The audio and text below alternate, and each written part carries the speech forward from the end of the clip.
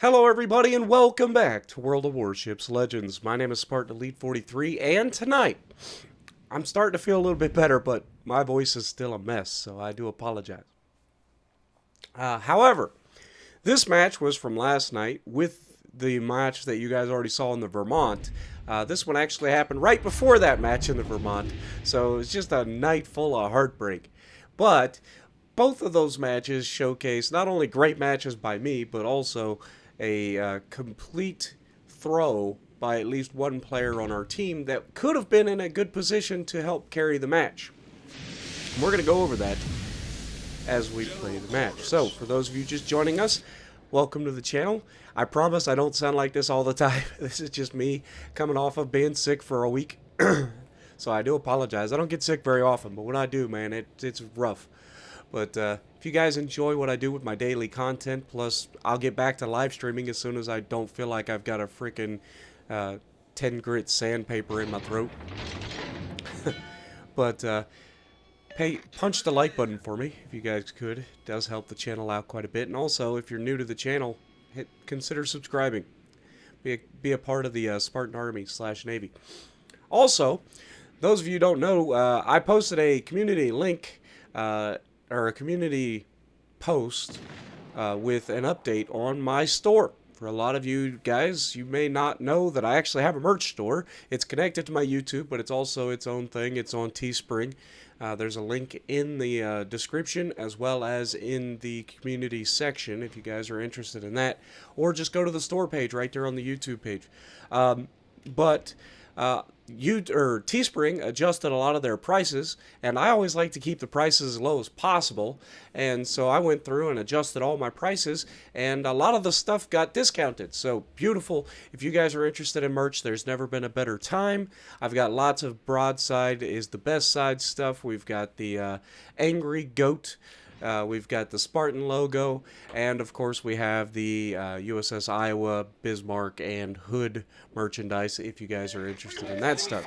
Obviously, Bismarck, Hood, and Iowa has been our best sellers, but people like the Spartan logo as well, and I'm partial to the Spartan logo because it's got to be the best logo, especially in World of Warships Legends, but I think it's one of the coolest logos out there, so I get asked about it all the time because I wear my own merch when I go out in public. I know it's crazy. People ask me about it. Where do you get that? It's like, it's mine. It's my merch. But anyway, pretty proud of my merch, sorry. But anyway, this is a perfect example of why people lose. Alright, we're going to go over this, and this is going to be perfect example on both sides of the coin here. We're going to showcase why the enemy loses, why our guys lose. Now, right off the bat, we got Kerfers pushing in, all willy-nilly, shocker. He's got a Kaba as escort, but we're going to rain down on his superstructure, as you do. And there's a Montana out there just playing backline Betty, and then there's somebody even further than that can't even see because I don't have the range. And I want to tell you this right now, Delaware, what are you doing? You see their entire team here, all these battleships, and you're just sailing broadside. Like, there is no reason for you to be broadside in the Delaware ever. This is not. Why are you broadside, right? Yes, you have a twin rear turret. Wow. Whew. Extra firepower coming in. And also, let's just talk about the fact that as soon as I go to shoot a man, he disappeared. I shoot the island, he reappear immediately.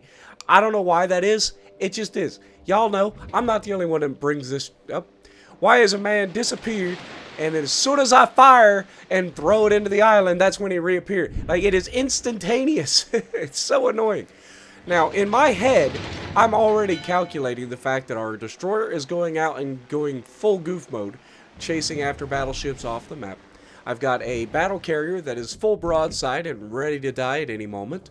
So I am getting into kiting position. Why is that?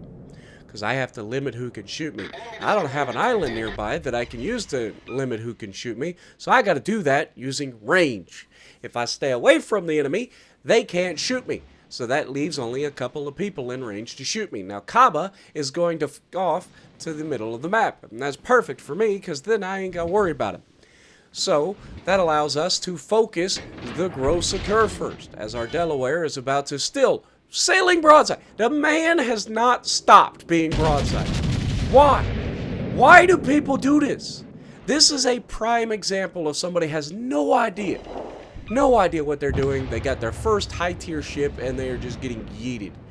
Now, I know what you're thinking. Well, Spartan, you're broadside right now. Yeah, but I'm not staying broadside. I just fired because, obviously, he was going to shoot the Delaware to finish him off. The Sumner does land some torpedoes, or maybe that was the Delaware's torpedo planes or something. I think it was the Delaware's torpedo planes. But notice that we're not staying broadside. We're already opening that angle up, turning away from the curve first, getting into a kiting position, absolutely riddling it, man, superstructure. But he shoots at us and gets a couple of penetrations, and we just kind of laugh it off. Now, when you see the amount of damage that I take in these opening couple of engagements versus the amount of damage that we deal, this is the difference between an experienced player who knows what the f they're doing and a couple of people who are just out here, you know, going through the motions. All right, this is what we talk about. This is why when you guys send me those messages in the comments and stuff where you're like, man, I tried to play like you, but I just don't quite get it, or I don't get the same result. This is what we showcase. There is a huge difference between somebody who has a lot of experience in a ship versus people who don't have as much experience in these situations. I have a lot of experience being up against multiple enemies. We talk about the stream snipers all the time. I have a lot of experience being focused by a lot of people. Now, Montana out here not paying attention, he's sailing broadside to me, so instead of shooting at the GK here, I take the opportunity to reach out and touch the Montana, expecting maybe big things. You know, you never know. But we knocked on the Montana's door. We at least got his attention for the moment. He has lost some health, so I'm pretty confident that that destroyer has done some damage. But this GK is doing a fantastic job of at least staying angled and bow in to me as best he can. And not giving up too much. But again, it's a GK. Much like the Montana and the Ohios and any other American battleship with big superstructure, we just farm superstructure. If you're going to sit there, bow in, I'm just going to farm your superstructure. You may have a reduction in saturation damage, but even with that buff, you still are just going to get yeeted. And then he makes the critical error of turning a 1,000-foot-long ship broadside to get the rear turrets on track. And by then, I'm already reloaded, and that is the difference, right? So we did use our heal. We're going to be able to heal a lot of that back. But if you look at the amount of damage that I dealt, I'm at 100,000 damage already, right? Between me shooting him and the little bit of damage I got on the Montana, I'm essentially at 100,000 damage. And I took how much damage? 20k max, right? And that wasn't sticking. Now here you'll notice I say I need intelligence data because our Sumner was sitting in a smoke screen. I was like, dude, I need you to spot, brother man. That's all I need. I just need you to keep him lit up. I will do the work. I promise you. I'm not out here just doing willy-nilly stuff. I can carry this team. I just need a little bit of help from a friend, you know? Just a little bit of help. And because we have the island between us and the Montana, and we're sufficiently far enough away from the island, we can lob the island, hit the Montana. The man can't do anything about it. He can't see us. He has no spotting. We get to do all the things. His spotter is almost in range to spot me, but is just far enough outside that he doesn't spot me. And this poor Montana is just getting pounded. And there's nothing he can do. But he's making the worst possible decision here. He's just staying broadside. The man is just like, oh, I can't shoot the man, but I want to have all my guns ready in case I can. And finally, he gets his chance, right? Finally, I'm spotted. Look at those guns swing. He's like, I've been waiting for this opportunity the entire game. But then he's going to run into the island. It's like, what are you doing? And of course, me being the smart person that I am, recognize that he's about to run on the island. I hold my fire until he hits the island. And then just as he starts to come off the island, I shoot towards the back of the ship. We get the Citadel and down he goes. Over 150,000 damage done. The game is very close, but look at the minimap, folks. The minimap does not lie.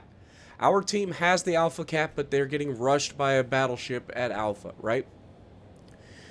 Right now, we have the points lead. Our team is doing what you cannot do. What do we say all the time? We do not chase kites. I just demonstrated perfectly why you don't chase a kite, right? GK chased a kite. What happened to him? He died. Montana tried to chase a kite, but then realized it was a bad idea, decided to stay broadside, and unfortunately for him, I had spotting. He did not. So he goes down. Kiting is extremely useful only as long as people are willing to chase. You're chasing two potentially DPM cruisers, I'm assuming, two DPM cruisers out there in open water where their agility and their firepower can be utilized far more effectively than your battleship, right? This is their wheelhouse. This is what they do. This is what they want. You cannot walk into that. You've got to be smarter than that, folks. That's why I always bring it up.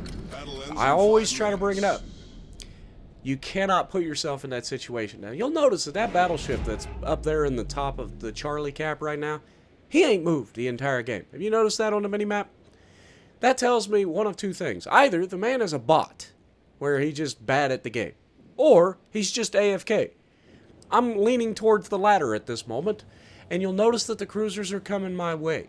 So notice I don't push into the destroyer that we know is at Bravo, right? I don't push into that destroyer. I stay on the side where I have a destroyer to spot and help, and we can help each other.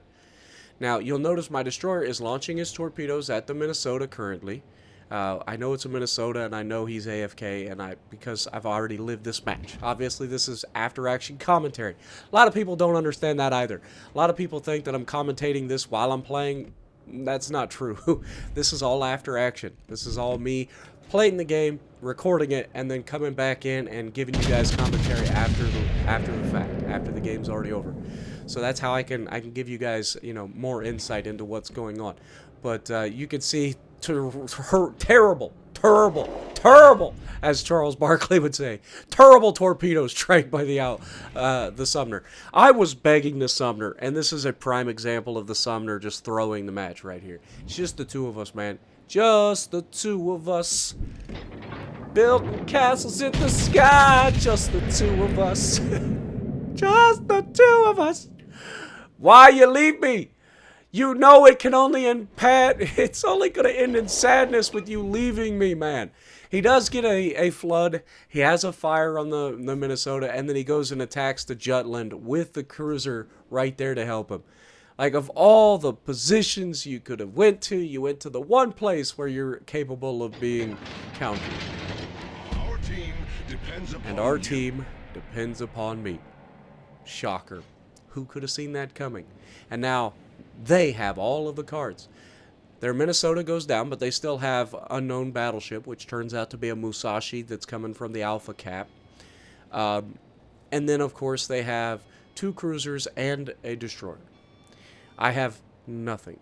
I do have my hit points. I've done a pretty good job up to this point maintaining my hit points. I got a couple of heals left. I've got my planes ready to go. We're not out of this fight. There's still a chance. If the enemy is incredibly stupid, there is a chance that I could still pull this off. You got the punching power, the tankiness of this ship. It could be very, very, very good for us. Now notice we're spotted here, and we don't see them. This is one of two things. This is either the cruiser off my bow, which is unlikely because there's an island, or the destroyer in the gap to my left. I'll let you guys take a guess as to who it is. Oh, it is the cruiser off my bow. Who'd have seen that coming? I didn't. Now, here I make a huge mistake. I should have placed this shot further forward. I've got to remember that 90% of people run propulsion mod on their bullshit. Alright? So, I screw up there. I don't aim far enough, and we absolutely get cooked by that stinking Musashi, who is just sitting over there broadside. He's got the advantage. He's got the situation that I had against the Montana, right? He gets to sit behind the island. He's got spotting. But notice what I do here. Do I fire at the destroyer who smokes up? No. Why is that? Because smoke firing penalty is a thing. Alright? So rather than continuing to give these guys the advantage, I put myself in a... Oh my god. He's got low hit points. I know that I can pin this, and look at that horrendous dispersion. Now, obviously, I am very over-angled here. I wanted to get all the guns on target. We get lucky, but we just get the worst dispersion on the planet and leave that man alive. We only hit 4 out of 12 shells at medium range on a broadside Musashi. That is sadness. Alright? That is sadness in a bottle. We're getting farmed from behind the island on my left. We also know that Musashi's going to get another shot. He reloads faster than we do. So we get the shot. We're already angling away, trying to take as little damage as possible, but he cleans our clock. We do get the Citadel that we needed on the first shot, but unfortunately, between all of that and the fires, we're going to go down. But we did break 200k. We got our third kill, and this is a prime example of both the enemy team trying to throw, because they didn't need to go like that, but the enemy team trying to throw, and then our team throwing even harder for no reason. If that Sumner stays alive, we win that match, and I will take that to the grave.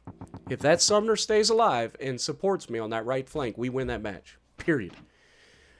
So let me know what you guys think down in the comments below. Are you glad that my voice is starting to come back a little bit? Because I'll be honest, I'm pretty glad. I'm still not 100%, clearly. I'm a long ways from 100%, but I'm starting to get better. So thank you guys so much for your continued support. And if you like what I'm doing, punch the like button, leave a comment below, subscribe to the channel if you haven't already, and as always, I will see you in the next video.